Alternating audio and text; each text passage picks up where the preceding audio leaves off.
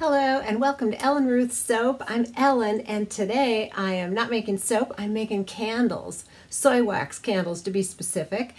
So I'll just bring you along. It's going to be a pretty quick video. Candles are very simple to make, they're easy to make, and they're actually pretty inexpensive to make too. So this is a sample of the finished product that I'm going to be making. I don't color my candles. I like them dye-free. I've had sometimes when I find a scent that I don't like the color of it, and so by not coloring my candles, that takes care of that issue. Plus, I don't know if I like the dye emittance in the air as the candle burns. I just feel better with a dye-free wax. So that's what we're doing today. I'm going to be using, I got this candle wax from Candle Wick, and it's a golden 464. It comes in a big bag like this if you get the 10-pound bags, so that's what that is. For the size of jar that I'm using today, so what you do is I got these little jars. It's a Victorian Hex from Lone Star Soap and Candle Supply. So to measure your wick, they have a really nice wick guide there, and on Candle Science and Candle Wick, you can find wick guides. So you measure the diameter across the top of the jar that you're using and tell them, or you put in the type of wax that you're using, and they will give you a guide to what wicks will have a good burn for the size of your jar and the type of wax that you're using. So today I have, what I did is I got these little 1 ounce samples from Candle Science of different scents that I want to try, and 1 ounce will scent about a pound of wax. You have to look up, each ratio is a little different, but it usually comes out to about 1 ounce of fragrance per pound of wax. And I can get about 3 of these little 6 ounce candles off a pound of wax. So I've got caramelized praline. I'm going to try lemon pound cake. And again, these are all from Candle Science, these little 1 ounce jars. I've got a cinnamon buns. That's good. I like foodie candles, obviously, and apples and maple bourbon. So that and the cinnamon buns is kind of a fall scent. I think I'm going to do today, I will do the lemon pound cake because we're coming into summer. I've got a farmer's market going on throughout the summer, and this one sounds kind of fresh. So I'm going to make my sample batch. I'll get 3 candles out of it, and if I love it, if customers love it, I'll be getting more of this scent. So I'll come back and show you the whole process. The other thing, if you are going to market and sell your candles, you need to have your warning labels to go on the bottom. That's just something you should do. Got my candle melting pitcher or wax melting pitcher here that I just used. It's aluminum. Don't use this for soap. Aluminum and lye don't get along together, but for candle making this is perfect, and it's very lightweight. And I've got my proper wick size here. So for the diameter that I'm using and the containers I'm using today, I'm using the Eco 4 from Lone Star. So that's the wick I'll be using today. It's a nice cotton wick. It has a good clean burn. So I've got everything here. I'm going to get my wax measured. I'm going to measure a pound of wax in here and melt it down, and we'll come back and make some candles. Okay, so I've got my scale here. I'm going to tear out my pitcher, tear it up to 0, and start pouring in my wax for 1 pound of soy wax, which is 16 ounces. I like to measure in ounces.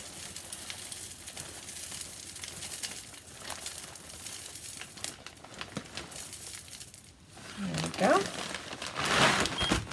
Now you can either do this in a double boiler, or I just have a little hot pad over here, and I put it directly on there and keep a close eye on it for melting. As long as you're keeping an eye on it, I don't mind going on direct heat, but if you're busy and walking away and doing other projects, I'd recommend putting this in a double boiler to melt it down. So I'm going to get this on the heat and get it melted. Okay, well, my wax is melting. I'll show you how I get my wicks prepped in the jars here, and even though I'm only expecting to get 3 candles, I always do an extra jar just in case. So I take the wick and I just sort of pull it straight because they get really bent up in there. And what I have here are just little glue dots. You could use a glue gun But I would recommend using some form of adhesive and getting your wick secured in the jar. Some people will just stick their wick down, but when it hits the hot wax, it can melt and slide around, and I just, it's kind of risky, and why risk it? So I just take a little glue dot and put it on the bottom. It doesn't even have to be centered up there. So there's a glue dot on the bottom of my wick, and then I will just eyeball it to the center and get it stuck, and I take my trusty toothpick and just poke it down to make sure it's secure. And there's my wick, and it's in there, and it's not going to float around when the hot wax melts it. And then for a wick holder, I just have these little popsicle sticks that my husband drilled holes in, and make sure the hole's big enough to house your wick, and I slide it on there, and that is how they look. And I'll have them all lined up, and then you just pour the wax in, and I will keep the wick on there until the wax becomes opaque and solid before I pull it off, so you don't mess with them. And this is a cheap way to do a whole bunch. You can make as many as you possibly need. And so anyway, I'm going to go ahead and get the rest of my wicks placed in the jars, and if I don't need that fourth jar, that's fine. I'll use it someday, and it can just sit with the wick in it. I also wanted to show you the lids. At Lone Star, with each jar that they sell, if it's a lidded option, because these are threaded, they tell you what lids go with it, and I chose these little black ones because I like a very neutral color theme. That's sort of just my preference. So yeah, I'm going to go ahead and get the rest of these wicks in, and we'll come back when it's time to move forward. All right, I just wanted to show you what the wax looks like when it's about halfway melted. There, so we're just waiting for the last little bit, and some people are very specific about their temperatures. I find that as long as all the wax is completely melted, I just take it off the heat then. I don't worry about hitting a specific temperature per se. I just want it all completely melted. So that's what we're going for. All right, we are completely melted and clear on the oil there. So I am going to show you a little trick that I do. I used to spend a lot of time putting my jars on a cookie sheet and getting them in the oven and warming them up, and because if your glass is too cold and you pour a warm oil in there, especially if you're working with colors, you can get sort of white splotches on here.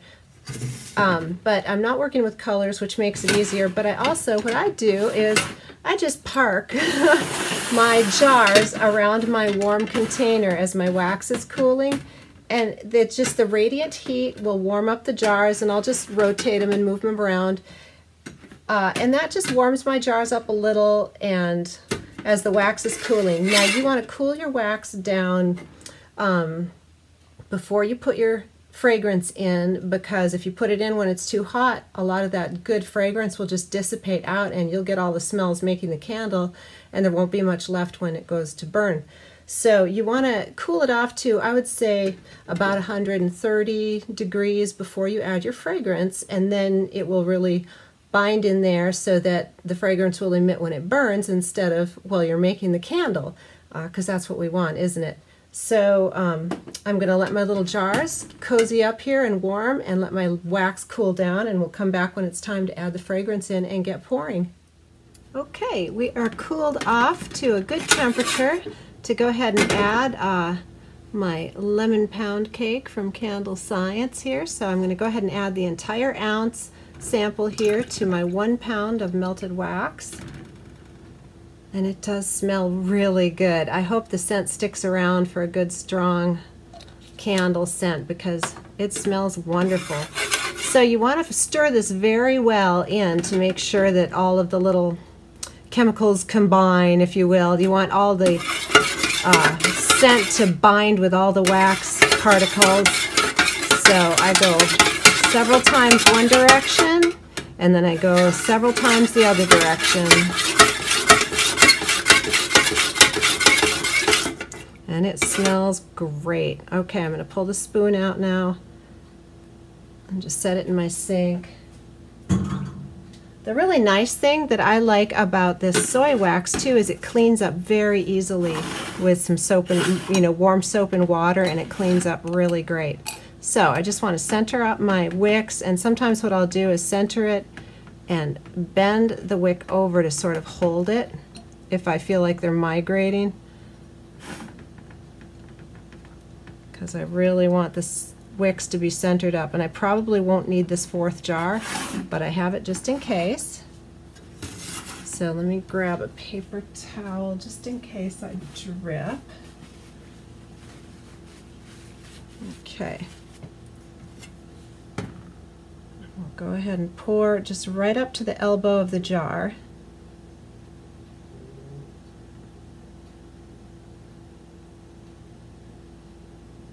And then I can add some more later if I have just a little left. And the jars are just a nice, you know, warm temperature from cozying up to the cooling off wax pot. It does help to bring it up, and it's called frosting. If you get the little spider webby, if you color your wax, it's called frosting that you get on the sides. And it doesn't hurt the candle at all. It'll burn just as fine. It just is simply when the jar is a different temperature, a big difference in the wax as it's cooling. You can get those, but it doesn't affect the scent or the usage of the candle at all. All right, so let me see. There's just a little bit of wax, so what I'm going to go ahead and top these off up to the neck, and we'll be able to fit it all in 3 jars here, hopefully.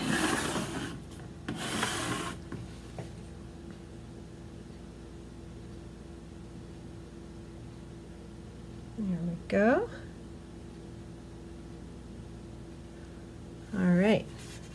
Whoops, dripped. So I'm gonna just center these wicks up really well.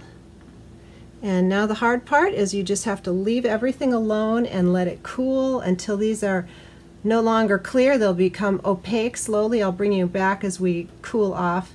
And even when they turn the solid color, they're still very pliable for a while. You really want to leave them alone for a good 24 hours before you mess around with the wicks or anything, just for a good solid wax. And especially if your room is cool, they'll cool off faster. But anyway, we're going to let those sit, and we'll bring you back when it's ready to fix them, trim up the wicks, and get them ready.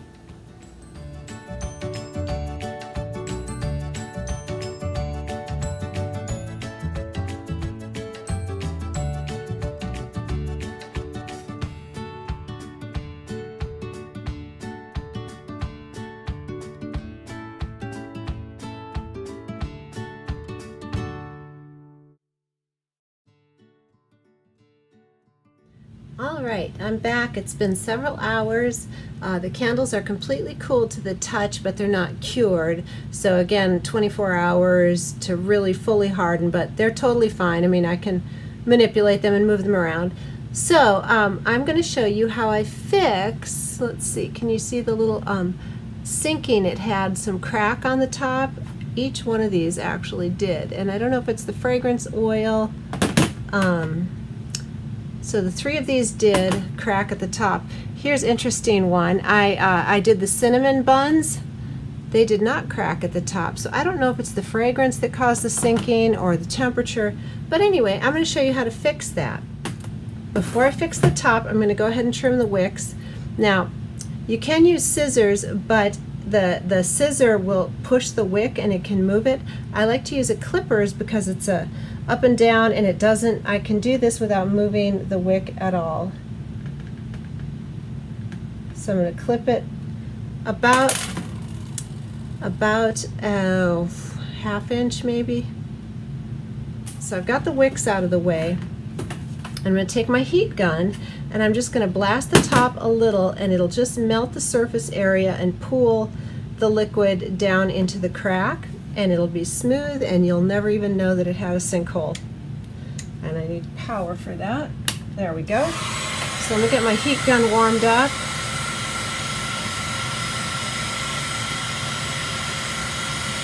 Alright, and I'm going to hit the sides here is where I want to melt it. I don't want to hit the middle. I'm just going to rotate it very slowly. I don't know if you can see.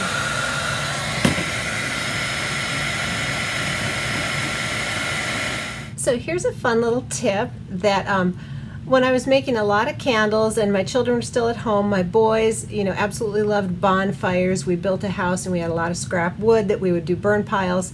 Anyway, and I had all these little extra wick bits that I would trim off. Well, my boys collected them and they make a nice slow burning starter for wood, for camping kit, to start a campfire. So just a tip. I mean, of course you have to be careful because they'll burn down, but that's what we did to recycle our little wick ends. My boys loved these for fire starters. I guess if you had a barbecue grill or a wood burning fireplace, you could utilize them there too if you have cotton ones. So anyway, waste not, want not. There's what you can do with your little wick trimmings. Alright, well, we're back, and I wanted to show you the tops after I did the heat gun. There's no more cracks and it's all smoothed out. And so here's how I finish off my candles. I went ahead and printed out, these are the labels that I use, and I use Avery.com to design and print out my labels. So these ones are the lemon pound cake. I'm going to take my label off and lay down my little candle here, center it up. There we go. Put the cap on nice and tight. And I like to tie a little twine around the top just to add a little something extra, but that's definitely optional. But there it is. I'm just going to finish labeling here, and that is how you make easy dye-free soy candles.